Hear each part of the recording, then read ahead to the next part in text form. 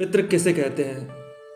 वे कुटुंबीजन जिन्होंने देह त्याग कर चुकी है परंतु उन्होंने जन्म कहीं नहीं लिया है। देह त्याग करने के उपरांत से जन्म लेने के पूर्व तक आत्मा जिस योनि में रहती है उसको पितृ योनि कहते हैं। जो श्राद्ध कर्म कर रहा है उस साधक को ध्यान रखना चाहिए कि वह किसी के भी घर में भोजन पितृपक्ष के समय में ना करे। सूर्योदय के पहले उठकर उसको नित्य कर्म से निवृत्त हो जाना चाहिए। तर्पण उसको हमेशा स्वच्छ जगह में करना चाहिए। पितरों के निमित्त जो भोजन वह निकाल रहा है उस भोजन को अग्नि को समर्पित कर देना चाहिए। मादक पदार्थों का प्रयोग पूर्ण रूप से वर्जित होता है। ब्रह्मचर्य का पालन पितृपक्ष के समय में जातक को करना चाहिए। रात्रि का भोजन वासा भोजन करना निषेध होता है। किसी को अप्रिय वचन भी नहीं बोलना है। जातक को लड़ाई झगड़े से दूर रहना है।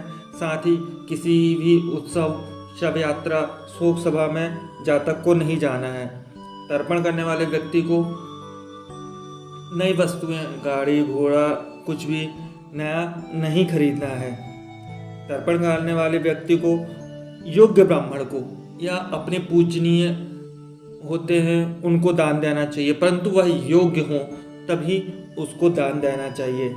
सरसों, काला नमक, चना इनका सेवन नहीं करना चाहिए। पितृपक्ष के समय में जातक को दाढ़ी, बाल, नाखून काटना आदि कार्य नहीं करना चाहिए।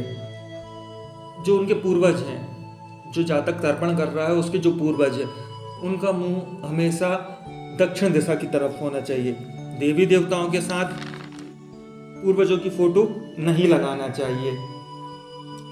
तर्पण करने वाले व्यक्ति को कभी भी दिन में नहीं सोना चाहिए। बिना पुत्र वाली स्त्री को भोजन नहीं बनाना चाहिए पितरों के निमित्त, या जिस स्त्री का एक ही संतान है उसको भी भोजन नहीं बनाना चाहिए। यह बात विशेष रूप से ध्यान रखें कि ब्राह्मण को हमेशा भोजन दोनों हाथों से कराना चाहिए। यदि आप एक हाथ से भोजन ब्राह्मण को कराते हैं या एक हाथ से उसको परोसते हैं भोजन, तो वह भोजन असुर ले जाते हैं और पितृ अतृप्त रहते हैं। पितृपक्ष में पंचभोग निकालना अनिवार्य होता है। सरसों की सब्जी, लौकी की सब्जी, मूली, खीरा जातक को खाना वर्जित होता है। तर्पण के समय दूध, काले तेल, जवा का प्रयोग करना चाहिए और पितृपक्ष में गुड़ और नमक का दान देना चाहिए। पितृदोष मुख्य रूप से दो प्रकार से होता है। पहला कुंडली के अनुसार और दूसरा जातक के कर्मों के अनुसार। तो आइए जानते हैं कि पितृदोष किन किन वजहों से लगता है, कैसे हम पहचान सकते हैं कि पितृदोष हमें है या नहीं है।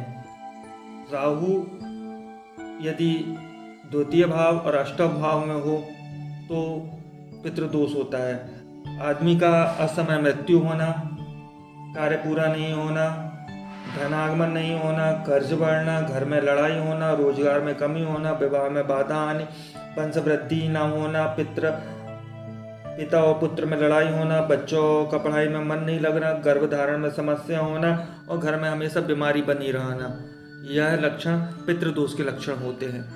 किन वजहों से लगता है पितृदोष? यदि आप अपने कुलदेव देवता की पूजा नहीं कर रहे हैं, काफ़ी लंबे समय से उनके पास नहीं गए हैं, तो आपको पितृदोष लगेगा।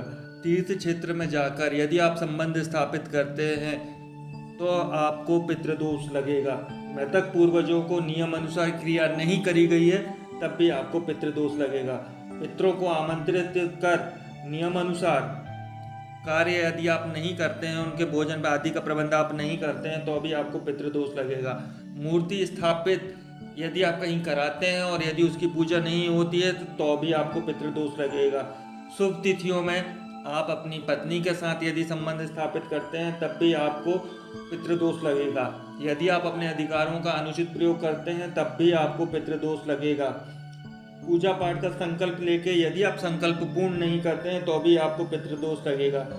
तीर्थ क्षेत्र में शुभ तिथियों में यदि आप कहीं जाकर अनुचित कार्य करते हैं, जैसे लड़कियों को ताड़ना, नशा पानी करना आदि, आप इस प्रकार के यदि कोई कृत्य करते हैं तो भी आप श्राद्ध मुख्य रूप से 13 प्रकार के होते हैं। नित्य श्राद्ध, नैमित्तिक श्राद्ध, काम्य श्राद्ध, नांदी श्राद्ध, पवर्ण श्राद्ध, सैपिंडी श्राद्ध, गोष्ठी श्राद्ध, सिद्धार्थ श्राद्ध, कामज्ञ श्राद्ध, दैविक श्राद्ध, यात्रार्थ श्राद्ध, पुष्टार्थ श्राद्ध और स्तोत्र श्राद्ध।